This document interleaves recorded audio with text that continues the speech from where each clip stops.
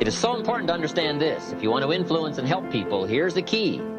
Success is a doing. You've got to actually do it. Activity is high priority in the life process to try to get maximum benefit out of what we have available. Activity. I always tell people the most valuable lesson I got from my mentor, Jim Rohn, was I asked my father, worked 2 jobs. We were always broke. We had no money for food. And we lived in a community we moved to, which was, I thought they were all rich and we were on the other side of the tracks. It was lower middle class, but compared to where we lived before, these people seem rich compared to us. And I just didn't understand it. And Jim said to me, Tony, it's not about the value of your soul, it's about the value of you in the marketplace. And your father's skills are not that valuable. He used to take, he was an underground parking attendant, and he would take people's ticket and make change. So we don't start with inspiration, we start with education. Somebody says, well, just motivate this guy, he'll be all right. Just motivate him, get him turned on. Probably not. The guy's an idiot, you motivate him, now you got a motivated idiot. So we start with education. What's the first education? If it isn't going well and you live in America, you have messed up. You don't need to change countries. You say, well, the country's messed up. That's like cursing the soil and cursing the seed and the sunshine and the rain, which is all you got. Don't curse all you got.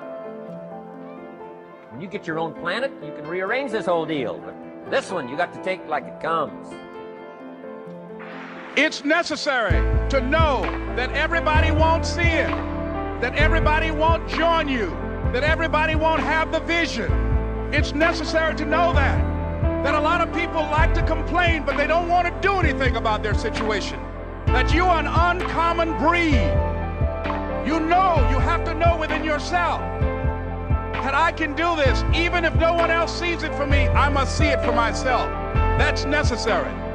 It's also, ladies and gentlemen, necessary that you be creative when you're working on your ideas, that you understand the importance of changing up, of readjusting your strategies. Many times we can have a great idea, but if you're not advancing it in the right way and things don't happen, you become discouraged and think the idea doesn't work. No, that's not true. It's necessary that we become creative. It's necessary that you be flexible, that you are always thinking of how can I improve this better. This is a customer-driven economy.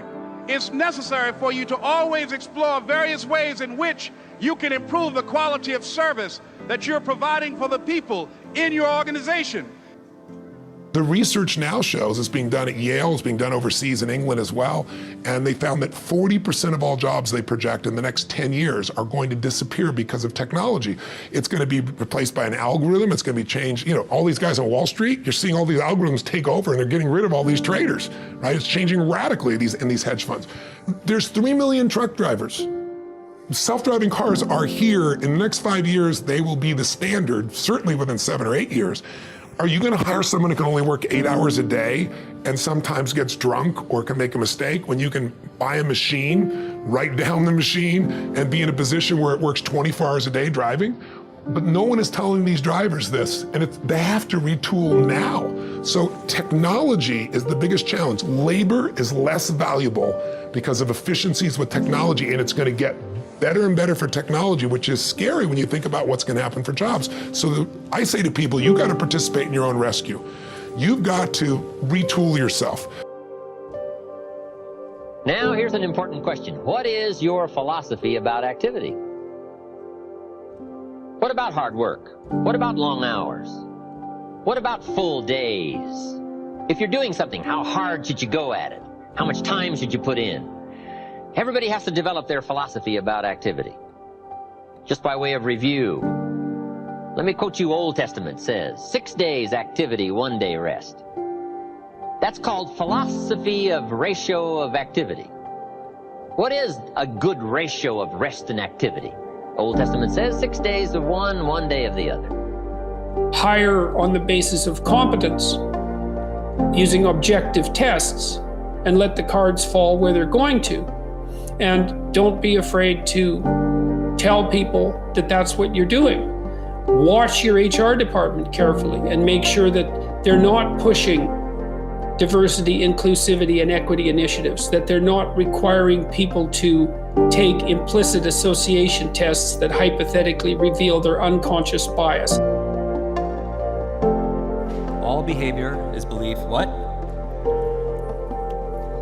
Some of you went 25, 50% further with no anything. Remember, Vision was talking about how it's not working hard, but it's when you're in a certain state of mind, you could just go further and it's effortless. How many people have experienced this state of flow before? That state of flow where you lose track of time, where your attention is right there and you're in the moment.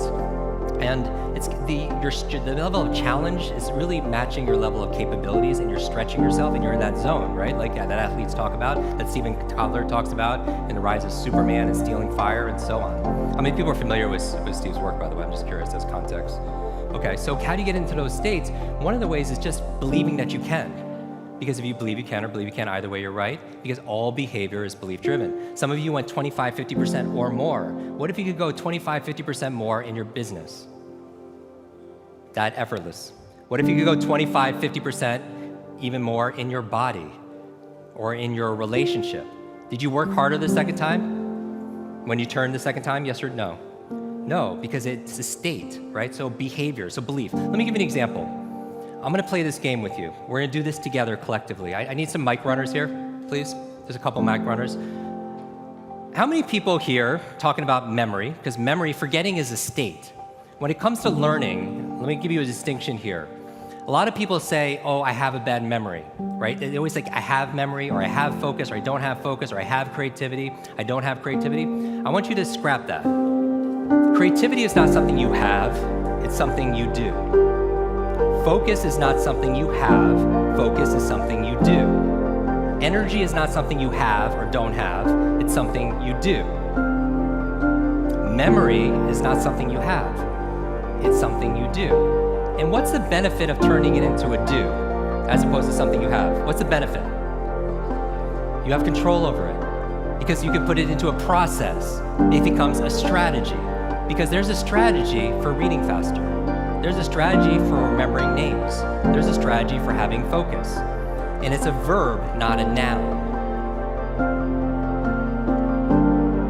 When a team takes ownership of its problems, the problems get solved. And that is true on the battlefield, it is true in business, and it is true in life. So I say, take ownership. Take extreme ownership. Don't make excuses. Don't blame any other person or any other thing. Get control of your ego. Don't hide your delicate pride from the truth. Take ownership of everything in your world, the good and the bad. Take ownership of your mistakes, take ownership of your shortfalls, take ownership of your problems, and then take ownership of the solutions that will get those problems solved. Take ownership of your mission. Take ownership of your job, of your team, of your future, and take ownership of your life. And lead. Lead. Lead yourself and your team and the people in your life. Lead them all to victory. Look, you have a gargantuan competitive advantage because most people are caught up or card-carrying members, and I say this with respect, but it's reporting reality. Most people in the world right now in business are card-carrying members of the cult of mediocrity. In a previous episode, and I share this in my leadership presentations, I believe the world today is suffering, and that word, I'm choosing it consciously and carefully from the collective deprofessionalization of business.